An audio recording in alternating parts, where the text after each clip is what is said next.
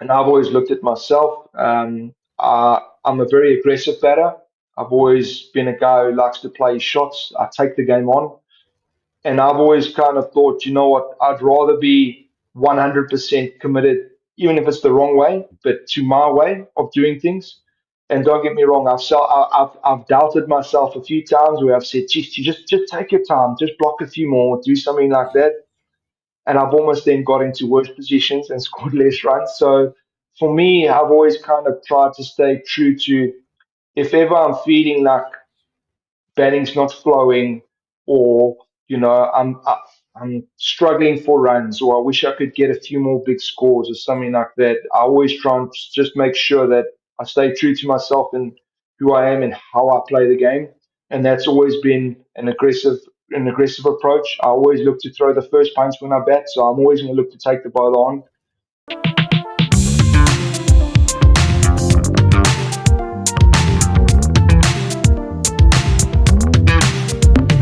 Hello and welcome to Stumped, a podcast conceived for me to waste the time of people who have better things to do than to sit down and chat with me. And today I'm joined by Jon-Jon Smuts, whose time I'm wasting. Jon-Jon, thank you for joining me. Thank you so much, and thank you for having me. I suppose this is the one time when the introduction is perfect because I just wasted about 15 minutes of your time. Forgot to press the red button. Yeah, Um, no, but as you said, we've got lots of time to John, think of our answers given now. what we have a small sample size, but given what we know so far, whom do you think is going to have the most Grand Slam titles, Alcaraz or Sinner? Yeah, look, I think from what I've seen, I think Alcaraz so far, I think how he plays in finals and how he plays in Grand Slams is just exceptional. I think he's got no fear at all, and I think that just puts him slightly ahead of Sinner. But again, I think we could have said the same about Federer when he started as well. You know, when he started his career, he kind of was very aggressive, kind of wiping people off the court. And we kind of saw how Nadal kind of caught up to him. Some might say overtook him. And then even from there, how Djokovic caught both of them and overtook both of them as well. So I think the beauty of the game is in the next 4 to 5 years, we're going to see, is Alcaraz going to kind of always be one step ahead of Sinner? Was Sinner going to kind of, find something new in his game and take it up a level? So I think that's the joy of it, and I think it's going to be very exciting to watch. For those who probably are a bit lost why I began with a tennis question on a cricket podcast, it's because Jon-Jon played tennis, quite a lot of it when he was growing up. John, can you please take me back to those days in your youth when you played the South African circuit, if we can put it that way? Yeah, look, I mean, I pretty much grew up with a tennis racket in my hand. My parents were both tennis coaches. They also played some league tennis in Grahamstown. So for me, when I was in a walking ring and my parents were just practicing and hitting balls on the tennis court, I'd be running around all corners of the court and chasing balls. So I pretty much grew up with a racket in my hand. And yeah, I started off playing just the local tournaments in Eastern Cape, Port Elizabeth, East London, and kind of progressed from there. Every school holiday to venture wherever the tournaments were, be it Cape Town, Durban, Johannesburg, and that's kind of how I got into it and really enjoyed it. And yeah, I mean, there's obviously a lot of fun times had with us as a family as well. Hmm. Do you think, when you look back and then you look at your cricket, do you think there are aspects that you imported from tennis into cricket? Most definitely, I think with regards to my batting, I think I'm a left-handed tennis player, so I had a double hand backhand, which is pretty much my batting stance and my batting grip. Um, so I've learned to maneuver the ball. I was very risky, hit a lot of spin with all my shots, so I was able to maneuver the ball, and I think that's probably kind of played into my unorthodox batting style in many ways, where I'm able to hit the ball from pretty much leg stump to about fifth stump through the leg side with my bottom hand. And I think that's all come from tennis. Yeah, so I think that's played a big part in it. Hmm. And what about the footwork? Are there any areas in your game where you feel that the footwork you needed in tennis is helping with the cricket? No, most definitely. I think obviously, tennis, you've always got to be fairly nimble, light on your feet, and you've got to anticipate well. I think that's probably been one of my big things. I'm not the most nimble guy, but I feel I can always anticipate well in the field. I've managed to kind of hold my own in the field, if I could put it like that, where I'm able to just do a job, through just pure, I've got decent hands, I feel, but speed to the ball is all about anticipating where the batter's going to hit the ball and so on like that. And then also, I think, from a tactical side and captaincy, and then from a bowling side, anticipating also means you've got to read the player. So in the tennis, you kind of have patterns of play, and you learn to understand, players shape up certain ways to hit the ball certain areas. And I think that's also helped me, in my cricket game, where I've understood where batters line up certain areas, they maybe give a few cues away and so on like that with the bowling. And also, captaincy, you start having to break down players' techniques to potentially get them out to find a weakness. And I think that's obviously helped a lot as well. Hmm. Do you think if the cricket bug had not bitten you as a youngster, do you think you'd have made it as a tennis player? Look, I've had a few people ask me this question. I know I would have never had any chance of making it as a singles player. I can definitely say that. I think if you look at all the top tennis players in the world, they all are exceptional movers. I can tell you now, I'm not an exceptional mover. Um, I do think though that my best format of tennis is probably doubles. So again, you never know, but I've always enjoyed doubles a lot more. Fun for me, a lot more power I feel in the game. You can play doubles in many different ways. So I've always enjoyed doubles. I've always been a decent server and a decent returner of the game, which I think is very important to doubles. So suppose you never know, but again, those answers we will never know.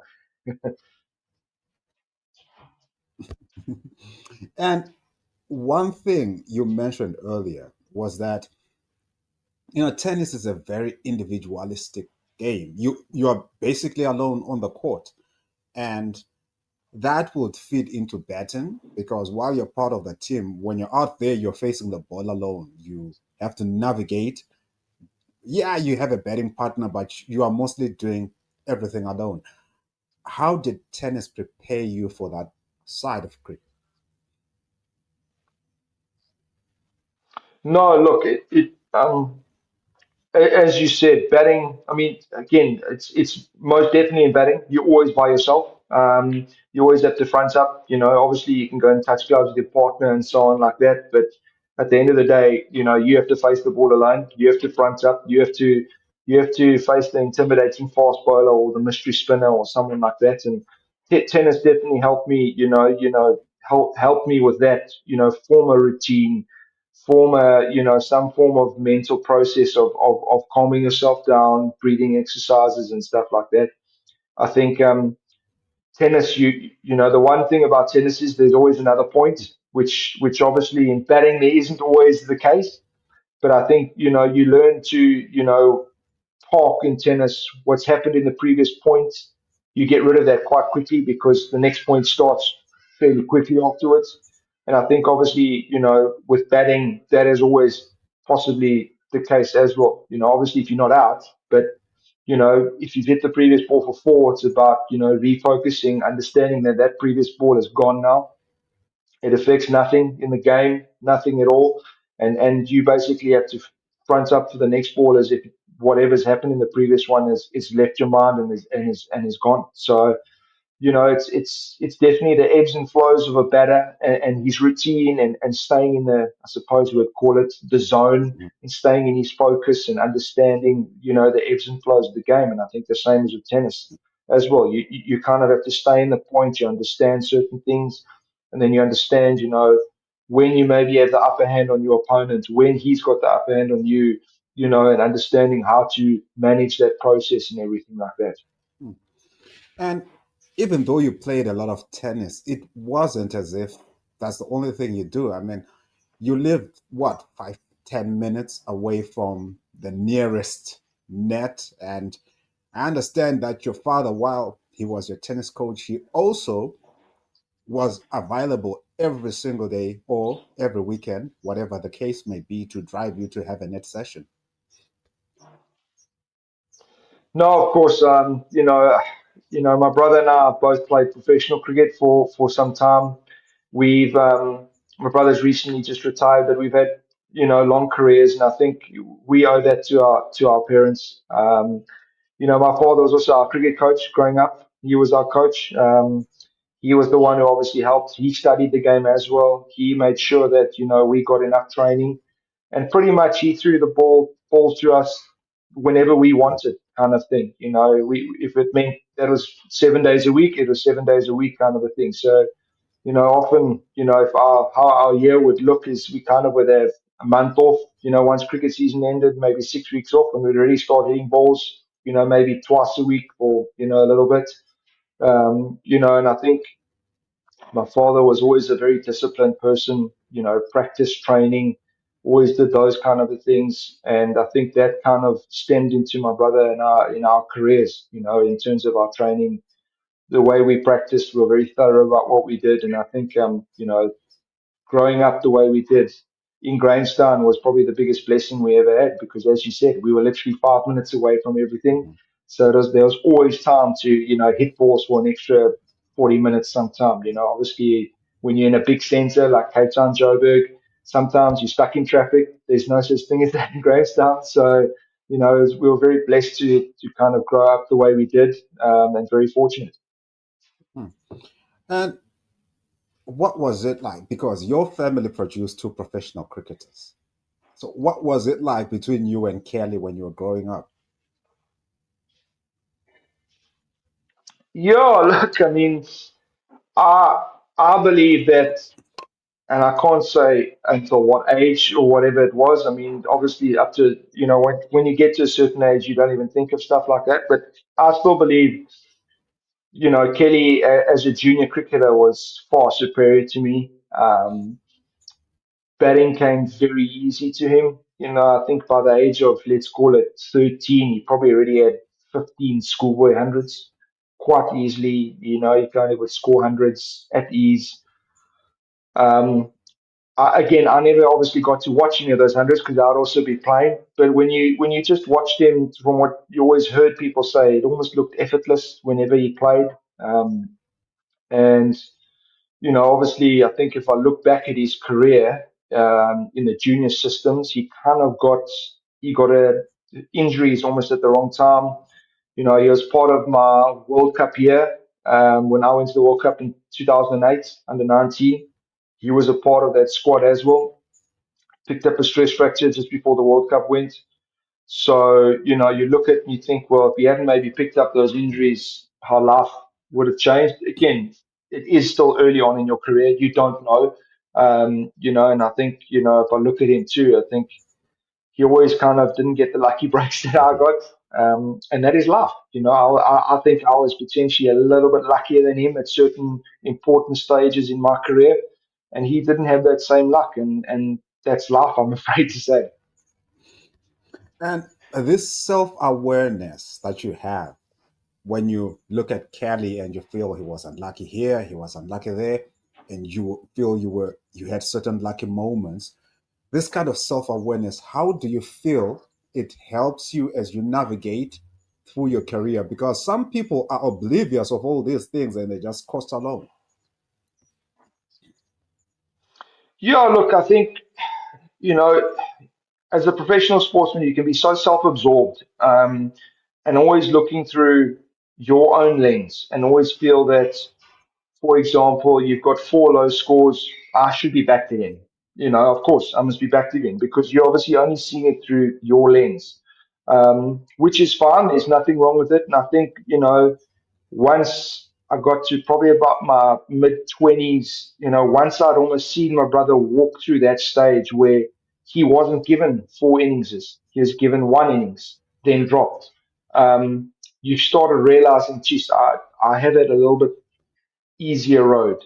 And then you start realizing, you need to make most of the opportunities when they present themselves to you. And I think, my career early on, I was successful. I scored runs, but I suppose I probably lacked a little bit of killer instinct to score big runs. I got a lot of 60s, 70s and stuff like that, or, I'd score one or two big scores in a season, and that would all be it, where all of a sudden you start realizing that, you have been given a little bit more leeway sometimes. And that might be unintentionally from the coach, or it might just mean that your team's winning. And therefore, when the team's winning, you don't change your winning team and so on like that. But all of a sudden, you start understanding that, you need to make the most of the opportunity. When the sun shines, you need to cash in as a batter, because there's going to be a stage where you're going to get those three ducks in a row, or, seven low scores in a row, and you kind of scratching your head wondering where your next run is coming. And I definitely think through seeing it through my brother's lens, if I could put it like that, where we had two completely different careers in that way, definitely helped me become a lot more aware of the opportunity that you get. You got to kind of take with both hands and stuff like that. Hmm. You spoke of, that there's always going to be that period where you're going to be unable to get the ball off the square. How did you deal with those instances? Because sometimes they can be quite taxing on the mind because you asking questions, you question yourself, you questioning your technique, you question a lot when you have that lean period. How did you deal with it, and how do you deal with it presently? Look, I suppose that's the joy of sport, isn't it? Every single person in the history of game has gone through a low patch. The best players are able to get out of that low patch a lot quicker. Is it because it's just batting so easy and they're able to do it? Not necessarily. Of course, that plays a part, but I think it's just their mental aspect of their game, their mental toughness, and probably more so their self belief in themselves, and the way they go about things allows them to get out of that funk, if you could call it, quite quickly. Um, and I've always looked at myself. I'm a very aggressive batter. I've always been a guy who likes to play shots. I take the game on. And I've always kind of thought, you know what, I'd rather be 100% committed, even if it's the wrong way, but to my way of doing things. And don't get me wrong, I've doubted myself a few times where I've said, geez, you just take your time, just block a few more, do something like that. And I've almost then got into worse positions and scored less runs. So for me, I've always kind of tried to stay true to, if ever I'm feeling like batting's not flowing, or I'm struggling for runs, or I wish I could get a few more big scores or something like that. I always try and just make sure that I stay true to myself and who I am and how I play the game. And that's always been an aggressive approach. I always look to throw the first punch when I bat, so I'm always going to look to take the ball on. It's the way I've always played my cricket. I'm sure many coaches have wished I hadn't always played like that, but that's just how I've played. And I feel that's what's allowed me to have such a long career and to be fairly successful as well. You started like every other youngster. You bowled a bit of pace and you batted. And then at some point, maybe at 13, 14, thereabouts, switched to spin. What happened? Why did you make that change? Look, I'm going to be honest.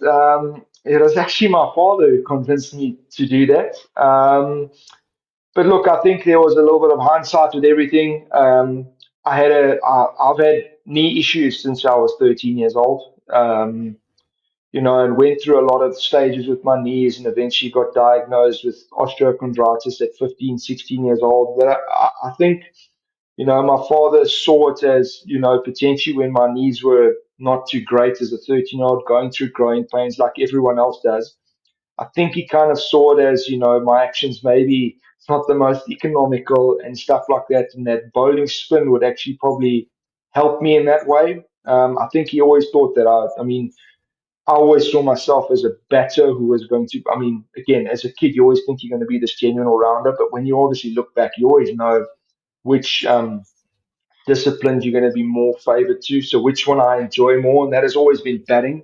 So I always saw myself as more of a batter, and I'd like to be a batting all rounder. But if I'm going to be a batter who bowls a bit, kind of a thing like that, and therefore I need to make take care of my batting. And obviously the one, I mean, let's be honest, the one person in cricket who gets injured the most is someone who bowls fast. I'm not saying I was a fast bowler, but a seam bowler, they're the guys who tend to get injured the most. And I think, my dad did it. He convinced me to change. I'd been messing around in the nets with him, for let's call it 3 or 4 months, bowling a bit of spin every now and then and seeing all this. And it actually came fairly natural to me. And then, yeah, he convinced me. And, after the first few games, I was very grateful I actually did do it because it came quite natural. I actually enjoyed it a lot more. I felt, again, with my skill set, I didn't really have much of a skill set. Let's call it as a bowler. I kind of ran in, bowled left arm and just tried to hit an area pretty much. Whereas I felt with the spinner, there was a lot more.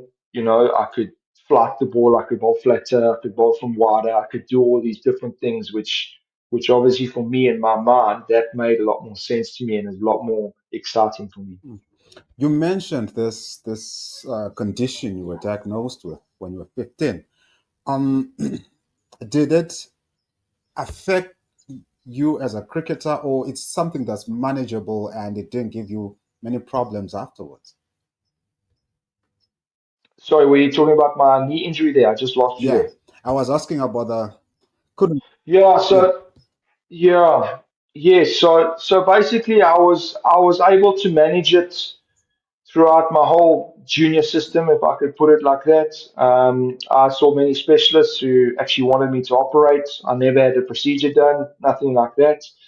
And yeah, I was able to manage it throughout my whole cricket career up until a couple of years ago, where it kind of flared up again. Um, yeah, and again, I just went for a few scans, and basically the scans picked up I've got no cartilage left in my knee. Spare my left one. I've only had a scan on my left one, I should say. No cartilage left in my knee on the inside, and I've also got a small tear in my meniscus. But again, I've been able to manage it. I've been very, very lucky that I've got a trainer who also understands my body and what I need to do. So yeah, I've had to do a lot of rehab on it to make sure my legs are nice and strong and all that to protect the knee. But again, I'm very glad that the way my knees feel now, it's at the end of my career and I'm not in the middle because I think it would be a little bit tougher to kind of go another 10 years with them. Yeah, that's true. Um, when one of the things is people always looked at you as a batter primarily, and yet you were so passionate about your spin bowling. From the time you switched to spin, you were passionate about it, and I think you must have taken a few scalps at Quick, and then you get into the Warriors, and you run into Pete Bolter. There's Robbie P. There's all these frontline spinners, and you become a net bowler. How did you navigate that period? Yeah, look, that did. When I say test me mentally, I'm talking more along the lines of, you know, you kind of, I spent so long bowling in my school career and then became, as you said, a pure net bowler, and rightly so. I was a net bowler. You had Johan Boyter, Robin Peterson at the Warriors. When Robin Peterson left, Nicky Boyer came. So we always had guys who knew exactly what they were doing in terms of the spin bowling department. Um, and basically, in many ways, I kind of got thrown, suppose you'd call it a lifeline for a stage. Johan Bort was obviously he was in the national side, so his availability for the Warriors was very small. Um, when Nicky Boyer then signed, he only wanted to play white ball cricket. So the lifeline I kind of was thrown was to actually become for a season was to become a red ball spinner for the Warriors. I remember that whole winter, for the first 3 months of the winter, I'd bowl for about an hour. Russell Domingo had me bowl for about an hour, 4 times a day, just to get my consistency there. Which I loved it. I loved doing that. It was really awesome. And we worked hard on that, just getting consistency to be able to pretty much just hold up an end. If I can, bowl 20 overs for, you know, 50, 60 runs, I've done my job. wickets will kind of take care of itself, kind of a thing. That's the way we kind of planned it. And that year, I had a really good year with bat and ball. I bowled really nicely in the 4 day stuff and kind of gave me like an excitement again. Um, and this is the ebb and flows of cricket because then Simon Harmer rocked up in Port Elizabeth. And we kind of, and again, rightly so, we needed someone who had a little bit more of a wicket taking capability in the Warriors, and Simon kind of jumped in then at that stage. But again, within, suppose you call it a year, maybe a year and a half, all of a sudden, Nicky Boyer had left, Johan Botha moved on to Australia, and then the opportunity for me to bowl again in white ball cricket, which I suppose has been more suited to my style of bowling, came more into the equation. And I've always enjoyed it. And again, if you look now at the back end of my career, when I moved to the Dolphins again, red ball became a little bit more. I started to play a few more red ball games as a second spinner. I started to bowl a lot more in, again, spin friendly conditions. But again, it gave me a lot of joy to be able to bowl, and affect 4 day games the way I was able to. Wasn't it frustrating for you? Because I know that a lot of people, when they looked at you, they saw a white ball cricketer. But I get the sense that you've always loved all formats. You wanted to be everywhere across the board. But in many people's heads, you are a white ball player. And I suppose you didn't get as many chances throughout your career, except for now where you are playing a more integral role for the Dolphins. Wasn't it frustrating for you to be pigeonholed? Yes, it was. I think if you had a look in my career, and I think this is where the game has changed a little bit more now. Um, the style in which you played also determined what kind of cricketer you are. So, for example, because I'm an aggressive batter, he's a white ball batter. And things like that. I suppose it's a bit like a Herschel Gibbs. Everyone would assume that Herschel Gibbs is a predominantly white ball cricketer in South Africa, whereas you go and look at his Test record, it's still a hell of a record as Test cricketer as well. But I think I started my career off. I actually did really well in red ball cricket as an opening batter, scored a lot of runs and stuff like that. And I had a bit of a dip, in my career, so a 2, 3 year period, and that probably set me back, with the players I was competing with at that stage. I'm talking about for national setups. They then carried on performing consistently, which kind of put me so far back and then probably pigeonholed me into being a white ball cricketer. If I look at it now, if I could have maybe had the same effect on 4 day games with the ball a little bit early on in my career, maybe things would have changed. I think if you look at the batters that South Africa has produced for Test cricket, me to play as an out and out batter might have been quite tough. But I definitely think, if I could have gone potentially to the subcontinent, maybe played as a second or third spinner who bats at, 6, 7, 8, to lengthen the tail when you go to those subcontinent conditions where, lots of overs of spin are going to be bowled. You don't need as many fast bowlers. I could have potentially changed the dynamic of a few teams.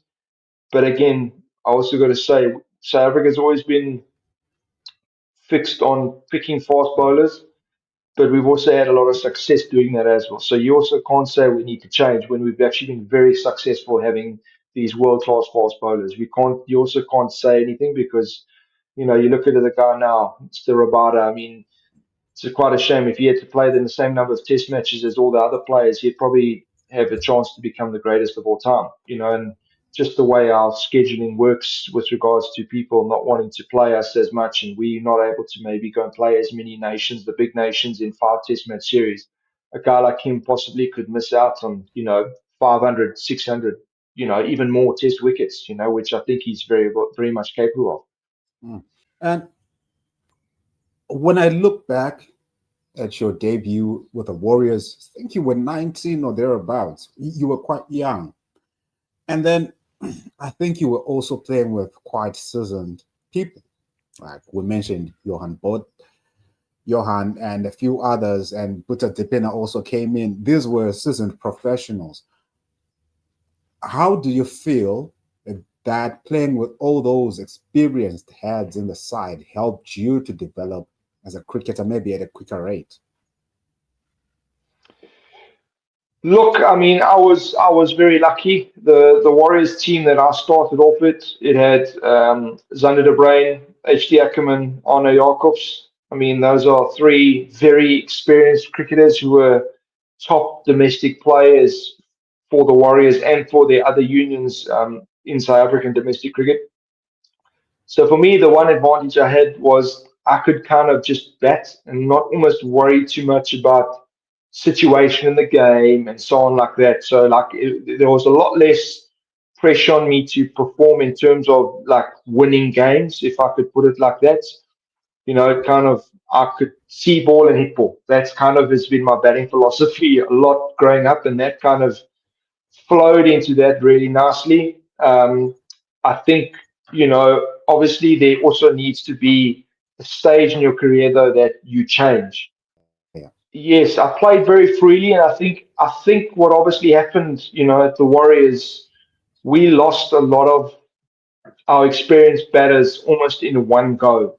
So from being a player who can just bat, they and again, not many of the times was it said by a coach, but you can feel it as a player, where there's a lot more responsibility you as a player. You know that you've got to be the one who's putting in the big numbers. You've got to be the one who's in the big partnerships as a batting unit and so on like that. And I think, I probably just missed out on having one more experienced batter with me. I'm talking about those older guys just to kind of help talk you through how to go about things and go about your business and understand a little bit more of the ebbs and flows of the game because they've walked it before. So I think for you, when you speak to a guy like that, he's gone through everything you're going through, and you're just able to learn so much quicker from those guys. Whereas, I felt us at that stage in the Warriors, we were very much all of us were learning on our feet. We were kind of like learning, experiencing something, and just kind of, not having someone to have a reference point with all the time. We'd already gone through it because we were quite a young side at that stage. Hmm. And what about tough conversations? Because sometimes they become necessary, maybe even when the team is doing very well. But, maybe like you mentioned, there was a point where you scored a lot of 60s and 70s, but never got kicked on. Did anyone have a tough conversation with you to say, look, John, you need to do a bit more with your abilities and get the big ones? Or you worked it out on your own? Yeah, look, I think I never probably had a tough conversation. There were possibly comments that were always passed to you, which I don't always enjoy. I'm a little bit more, you know, as coaches or as players, it's always great passing a comment, but you've actually got to come up with a solution to help them. And even if it means you need to formulate a conversation to help them come up with their own solution or their own way of doing things. But there needs to be, it's for example, it's great for me to say this bowler can't, or this bowler can't swing the ball away, or this bowler can't do X, Y, and Z. That's easy to say. I need to, if I'm really, want to make a difference in this person's career or help the team move forward in a new direction, you need to get that bowler to help them possibly gain that skill or gain something like that. And I think you maybe some people refer to it as a solutions based mindset. You need to come up with a plan to help this or so on like that. And I think it's very easy to always just state, oh, they don't do this or they don't do that. But you sometimes got to understand, the ebbs and flows of a game a little bit more. Have that conversation with me. Understand that, maybe for me, it is a case of I'm actually allowed to slow down a little bit. I can actually go at a little bit slower strike rate and understand those ebbs and flows in the game and stuff like that, which I felt again I had from my fellow players, from a guy like Colin Ingram. He had to teach me those kind of things and stuff. Very lucky to understand that now. As you have a look in our careers, the partnerships he and I have had together have been unbelievable. It's probably the guy I enjoyed batting with the most. Yeah, obviously he's had an unbelievably successful career, and he's had a lot of partnerships with many different players as well. Mm. And how are you applying that now? Because you are one of the senior guys in the Dolphins side, which has quite a bit of injection of youngsters. You look at youngsters like Bryce Parsons, and then you have your Tristan Luce. These are all youngsters coming through, and you're there, and you try to give back to them what your career has taught you. Yeah, again, it's about what I just said, to make sure I'm not doing that. Make sure I'm not saying things like you don't score hundreds, for example, and come up with a plan for them to understand a few things. I think obviously the one thing that's different from the youth now to maybe the youth that I when I started, the youth now don't lack I should say it's a generalization, but generally they don't lack the ability to play certain shots. They generally have a lot of the shots. They have grown up in the T20 era where lapping a guy first ball is normal for them. Whereas when I grew up, there was no T20 cricket, and only came in when I got to like matric, first year out of school, kind of a thing.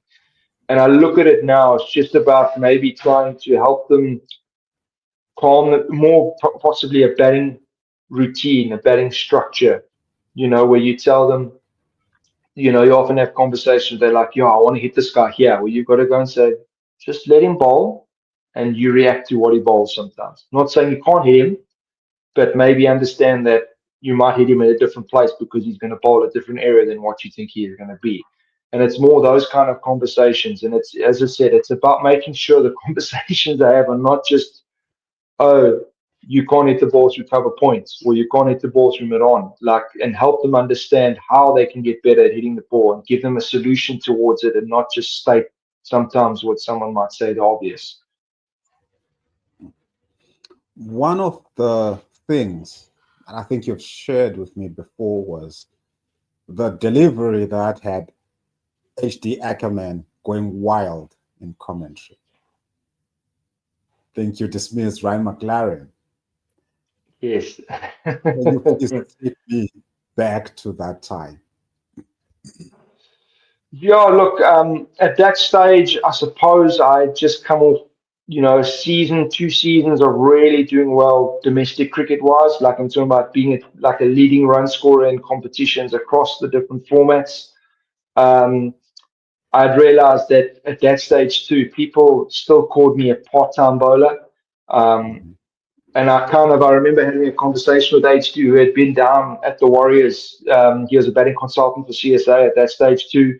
He had been down at the Warriors, and I was talking to him a bit about my bowling and understanding how much harder I've worked in my bowling through the winter, trying to get more spin on the ball and everything like that. And I remember in that conversation we had, is he kept saying he helped me understand a little bit more about my bowling as well, about what batters are looking to do as well to my bowling, so on like that. Um, and obviously that all kind of came together with that dismissal where I got Ryan McLaren through the gate. And obviously he and I had spoken about it for, as you say, a month before. And so I'm pretty sure he remembered that as well. And you could almost hear the excitement in his voice when I dismissed got Ryan McLaren bowled like that. And speaking of great moments, let's talk about your man of the match performance against Australia in Poch. How much of that do you remember? Yeah, look, I mean, I can actually speak about that whole series. I had basically just come back into the national setup, and it was the first time I was involved in the national setup for like an extended period of time. So we played South Africa, played England in the Test series over the Boxing Day series, and I then joined the white ball squad to play one days and T20s against England, and then straight from there we played Australia in a white ball series. And as I said, I remembered it. I mean, vividly. I think.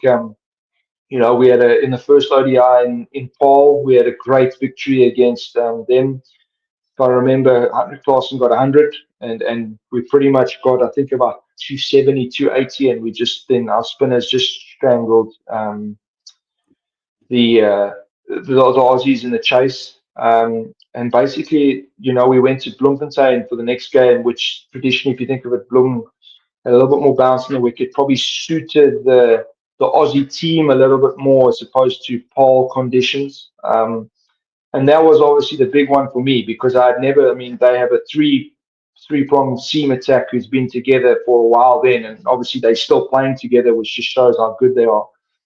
And we had to chase. I can't remember exactly what we had to chase, 280, 290, and it was more just having to go through that process. I think I had to bat a three in the second game, and I think Quinny de Kock got out first or second ball to Mitchell Stark, and you've got to pretty much front up. And obviously, again, all our analysts, our coaches had all spoken about Mitchell Stark, where he's coming through your pads early on, so on like that.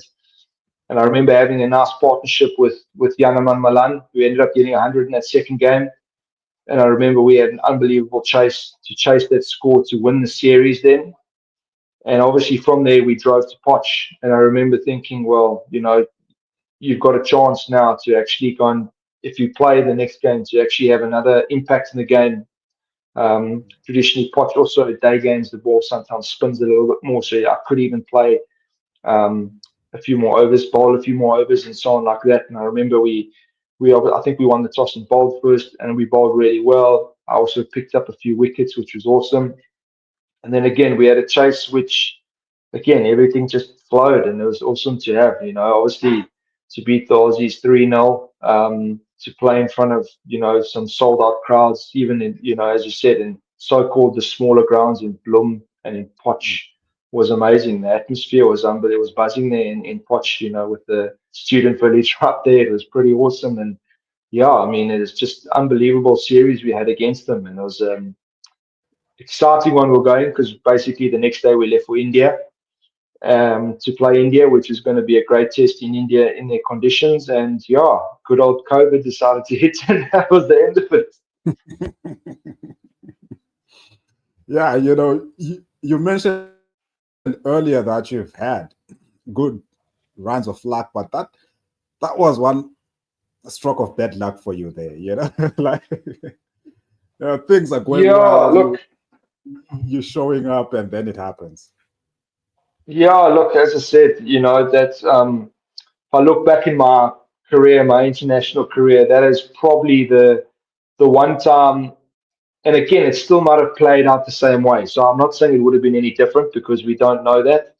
But obviously, I just look back and I say, geez, I would love to have just changed that one moment, make sure COVID didn't happen, and let's just see how that next year would have played out. I was basically in both squads, in the T20 and the one day squad. I was pretty much playing majority of the games. Mark Boucher at that stage said to me sometimes the only time your place would come under, like, obviously if you don't perform, but obviously the one place when a guy like Faf du Plessis comes back in the mix, obviously he's a world class, which again we all understand. So that's kind of how I was. I was in and out the side all the time, but I was around the side all the time. I'd actually done well against the Aussies. So, I think that held a lot of weight as well when it came to selection and things like that. And it was just something to really look forward to. And, obviously COVID happened and we almost didn't play cricket well, I didn't play for South Africa, I think a year later or 18 months later was the next game I played for South Africa. And I played one game and then that was my international career done pretty much. Hmm. And let's look at the domestic side. I think I had to look up stuff. I think you scored 173. I think was it an ODI or was it first class? Can't quite remember. Against the Cobras. That's, yeah, for 50 over match, yes.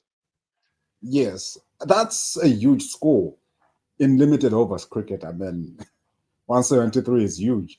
How much of that one do you remember? Yeah, look, to be honest, I do remember a lot of my games. That game was at Newlands. It was a day game. If I'm correct, we had severe winds. The Cape Argus was actually cancelled in Cape Town. So, so the Cape Argus was obviously cancelled because the winds were so strong up in the mountains there. And yeah, I mean, we played a day game, and we got a really good score against them. I had a lot of success in that game. I got 170 odd not out. Finished the innings off really well for us to get, I think, just over 300 odd. Yeah, and we managed to get over the line after they were flying at one stage too. I think they were about 80 or 90 for one after 10 overs. They were flying at that stage. Richard Levy was taking us all apart, and we almost had them. They were like 90 for one, and then 120 for six. We kind of had a bit of a spell in the middle where we just really strangled them and took some key wickets and managed to get over the line. And obviously, the one nice thing about us at that stage as a Warriors team, we were really growing together as a unit. We had just come off a successful T20 campaign where we had just lost in the final against the Titans. So we were really building some momentum, and I think we ended up again getting to the final in that 50 over comp and losing to the Titans again. Um, I've mentioned matches. Do you have any favorite matches that do not include the ones I threw at you? Um, it's there's been a few. Suppose for me, if I look back at my career, a real ground that I've had a lot of success at has been Buffalo Park. Um, Not just me, the Warriors have also had a lot of success at Buffalo Park. I remember we played a 4-day game there, which kind of put us into first or second place going into the last week, if I'm correct, or with 2 weeks to go. We managed to bowl the Titans out. I bowled the last over. We needed, I think it was how many? We needed 2 wickets the last over to win the game. Chris Morris was on 100 odd. And yeah, I got him out in the second last ball of the day, and then I got Shamsi out in the last ball of the day for us to win the game. So that's probably one game that really stands out for me. It was an unbelievable team win. Like we really played well as a team in that game. Yeah, it was just awesome to be a part of like that. And obviously, also at that stage, we had some really tense battles with the Titans, like, and they always just seemed to just pop us. They were such a strong side, and for us to almost get one over them was really rewarding for us. Kelly has retired. I know he's in Kingswood coaching there, and That is you still correct. play. Do you Yes. guys still battle as brothers in the backyard when you get together? No, no, not at all. Definitely not. We haven't done that for ages. Um, my son is actually an avid cricketer now, so whenever Kelly's around, I'll try and get him to play with my son a bit, so I don't have to just strap the pads on and do it. But yeah, no, no, we haven't done that. To be fair, I mean, we've never had a relationship of like a competition relationship between each other. Apart from when obviously we were at school in our younger days, we've always kind of respected each other for what each other's done in their careers and stuff like that, and always try to help each other out, but never been in a competitive frame of mind or with each other or anything like that. And given that Kelly is now helping the next generation of adults and maybe future cricketers at Kingswood, and then I saw you coaching some youngsters, made me ask, do you see yourself coaching post professional career? I'd love to. It's definitely something I'm passionate about. Spent in the last 4 years, I've been over to the UK twice for their summers at club cricket. I've been to the same club, Upminster in the Essex League. I've done a lot of coaching there, and I've thoroughly enjoyed it. It's really rewarding and fulfilling. Um, yeah, I mean, and obviously I can see it with my son who's turning 8 now, just how rewarding it is to see young kids play the game they love and to express themselves and to have fun pretty much. And basically you just as a coach, you're enabling them to do it, and also you just giving them a few extra tools to hopefully allow them to be a little bit more successful, which at the end of the day will probably mean they're going to enjoy the game a little bit more. Because I mean, we all know in life if we do something that we generally are pretty good at, we tend to enjoy it a little bit more than if we are not so good at something. That's not just in sport, that's even in business and everything like that as well. Mm. And how have the spells in the UK really helped you to to hone that craft, that's coaching side of yours? Because I would assume when you are here, it's mostly focused on playing, getting better, practice. But when you're there, you have to coach. You feel like you know, it's so much more well-rounded. How do you feel that has helped in that capacity? Yeah, look, I mean, I've thoroughly enjoyed both times. As I said, I think it helps you kind of take a step away from your career sometimes, coaching, because it's not, as you said, as cricketers, we can be very self-absorbed. It's me. And when I mean me, I mean not in a selfish way, but you're always worrying about it's that at that stage, it's the winter stage in our career. So we're worrying about if we have any technical issues we need to sort out, or if we want to work on another shot or something like that. Whereas, excuse me, when you coach, you're not thinking like that. All you're doing is you're committing all your energy into your client or into the age group or something like that. And obviously, I've had to coach a various level of ages. I mean, I've coached adults and I coach 9-year-olds, 8-year-olds. I mean, I won't say I coach the 6-year-olds. You're probably just helping them have fun, if I'm really honest, in coaching them. But effectively, that's what you're doing. And obviously, it's the small things that, you get such joy out when you see a 7, 8-year-old like realize that they can actually just stand and whack the ball when you help them hold the bat correctly or something like that, and you see the joy in their face, when they do it. It's just it's so rewarding and stuff like that. You probably, it's hard to tell, but because you're a spinner and I would assume your eyesight is still good, it might mean you might have 5 more years, 3 more years, 4 more years. We don't know when you will decide to hang your bat and balls. But after you're done, how would you want to be remembered as a cricketer? I mean, if I'm really honest, you know, stats and that don't really mean much, I suppose, at the end of the day. For me, it's just how I played the game and who I was as an individual. For me, I've always felt that I've played in a team first manner. I've always wanted to win games for the team. I've always taken the aggressive approach. I've always tried to, win the game from any situation. I've always felt, we can do that. And I've always felt that I've been a good teammate. I've always felt that I've been a good guy. And again, obviously, there are going to be stages over the course of 19, 20 years that you're going to feel that you probably said some things the wrong way, or you've done something that you wish you could change. That's normal in life.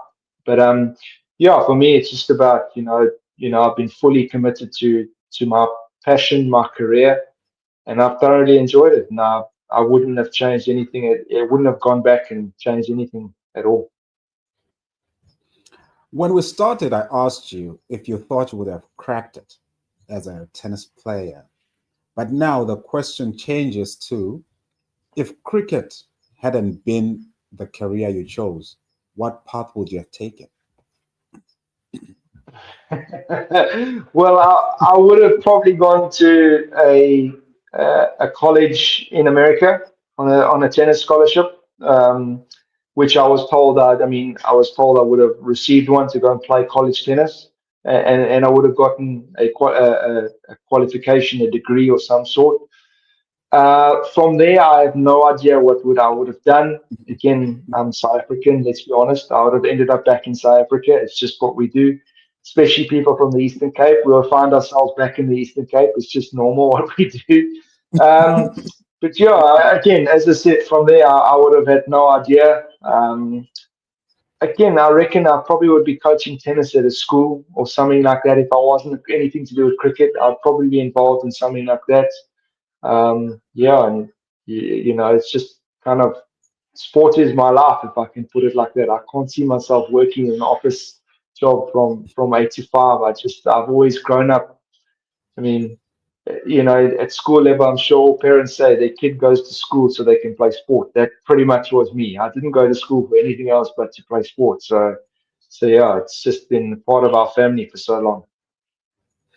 There's a question I wanted to ask you for a long time because I don't think I've been as shocked by player movements as I was shocked by you leaving the Warriors. I always pegged you as a person who would finish his career with the Warriors. What prompted the move to the Dolphins? Um, to be honest, the Warriors actually moved on from me. It wasn't a choice I had to leave. I was not offered a contract. Um, so they saw their future as a union going in a different way to what I had. And yeah, it obviously hurt at the time. It hasn't been an easy move, just purely because cricketing wise, it's been a great move. But family wise, my family still lives in PE, and I commute up and down.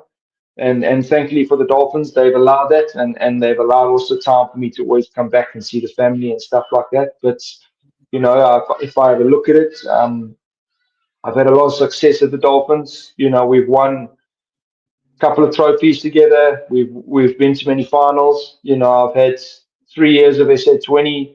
First two were very successful. I was in the first year. I was with the Sunrisers. We won it. The second year, I was with the Durban team where we lost in the final. So yeah, I've had a successful SA20 career. Since that change has happened with the move to Durban, and again, I still might have had a successful SA20 career and all that if I was still at the Warriors, but obviously you've still got to give credit where credit's due. The move I've made for my cricketing career has been a very successful one, and I'll be forever grateful for the Dolphins for giving me that opportunity. Hmm. If I'm not mistaken, because sometimes I do make these mistakes, but I think I saw you at the Legends tournament this year. That is correct. How was how was the experience? Because it's not just that you're playing cricket, you're having a good time, but you also with people you probably watched as a teenager, as a youngster, and you looked up to them, the Jacques Rudolphs of this world, and suddenly you're sitting with them, sharing a change room, going out to bat with them, fielding with them. How was that experience for you? Yeah, look, that was an unbelievable tournament. I mean, look, like, it's obviously slightly different, meaning like cricket wasn't the most important thing, if I could put it like that. It was about, in many ways, playing is hard. We play to win, but most importantly, we're having fun. I think sometimes in the professional game, which again is understandably so, we sometimes lose sight of that.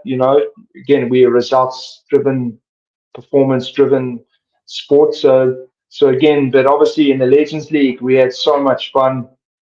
Um, for me personally, it's obviously was about. I mean, I played against a lot of these guys, so I was always in the opposition team. Your Morne van Wyk, a little bit with a handful of games against AB de Villiers, Jacques Rudolph. For us, Wayne Ponnell, I grew up with, but again, played predominantly against him, Huddersfield and Duan Olifi. So obviously to share the change room with them and kind of get to know them a lot more on a personal level was so much fun. Yeah, I mean, it felt like a holiday if I'm really honest. Like, we just got there. It was a real fun trip, awesome trip, and we just loved each other's company and had a lot of fun with each other. I mean, on and off the field, there was a lot of fun. I thought we played some exceptional cricket. David de Villiers, no surprises there that he was unbelievable. He still is, in my opinion, could be right up there in the top 10 to 20 batters in the world. If he came back now, he still is that good. It's quite scary. But yeah, I mean, it was so much fun. And how, because, I spoke of 4 or 5 years from now, 3 years from now, we don't know when you're going to retire, but when you are in the company of these guys who've been civilians, if I may put it that way, for much longer, how does it help you as you're now making that mental preparation for that transition, for that next stage of your life? No, look, obviously, I mean, and again, a lot of these guys have been extremely successful in business, also back in sporting. So you obviously get to touch base with these guys who've been successful in not just their cricket. It's now outside of cricket that they've been successful, and you start to understand how their minds think from a business minded people. And then obviously, some of them are coaching at schools, so you get to understand what they have to go through over there. So as I said, it was a really enjoyable experience. For me personally, I got to understand a lot more of those guys on a lot more personal level as a teammate now, and not as opposition. So it was so much fun. And as you said, I mean, for me, I take it year by year. I don't know what the future holds for me, but we shall see. But hopefully, I'll be a part of that tournament for a couple of years to come because I really enjoyed it. I always say the UK in the summer is always a nice place to be, especially as a cricketer. Cricket's the main sport. It's really fun to be around there. And we got looked after thoroughly in the WCL, the Legends League. One of the things I wrote down in my notes was from something you said to me a year or so ago, that you learn to laugh at yourself, which makes you a better teammate. Can you please take me through that? How you arrived at that point in your life where you learn to see the light side of life. You don't take things too seriously, and then it feeds into everything else, which is probably one of the reasons why you've found this much success with the Dolphins. Yes, they are good players, but you have been a huge part of that success also. Well, thank you. Look, I've always been a very serious person. It's kind of how I've always been brought up. And I think, for me, if let me put it this way, if I am able to laugh at myself, I think naturally I'm quite an intense person. I think if people can see that side, I think it just naturally puts them maybe a little bit more in a relaxed frame of mind, which probably brings out the best in them. Again, I don't know. I'm just guessing. Um, but yeah, I think I can be a very intense person. My wife often says that sometimes I look very unapproachable in the way I look and all that. And I said, well, sorry, I'm not, but that's just how I look apparently. So yeah, I mean, I think just by being able to kind of laugh at myself, and it probably just helps people feel a little bit more relaxed in the team space and in the environment. Mm, brilliant. With that, I have run out of questions and we'll stop wasting your time at this point. Thank you for joining me. Thank you so much for having me. I thoroughly enjoyed it. Thank you.